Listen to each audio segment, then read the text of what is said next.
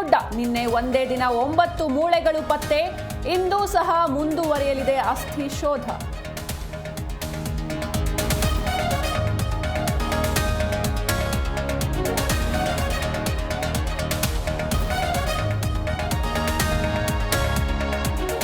ದರ್ಶನ್ ಪಕ್ಕದ ಸೆಲ್ನ ಪಾಕ್ ಉಗ್ರರಿಗೆ TV. Court ಆದೇಶವಿದ್ರೂ ದಚ್ಚುಗೆ ಇಲ್ವಂತೆ ಹಾಸಿಗೆ ದಿಂಬು. ಕೋರ್ಟ್ ಮೊರೆ ಹೋದ ವಕೀಲರು.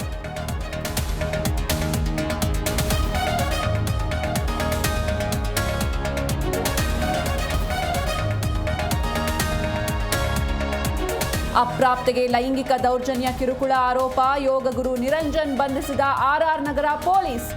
ಪೋಕ್ಸೋ ಕಾಯ್ದೆಯಡಿ ಕೇಸ್ ದಾಖಲು.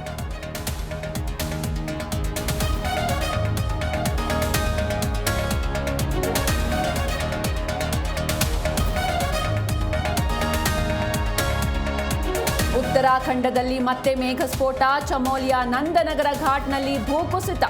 6 ಮನೆಗಳು ಜಲಸಮಾಧಿ. 7 ಮಂದಿ ನಾಪತ್ತೆ.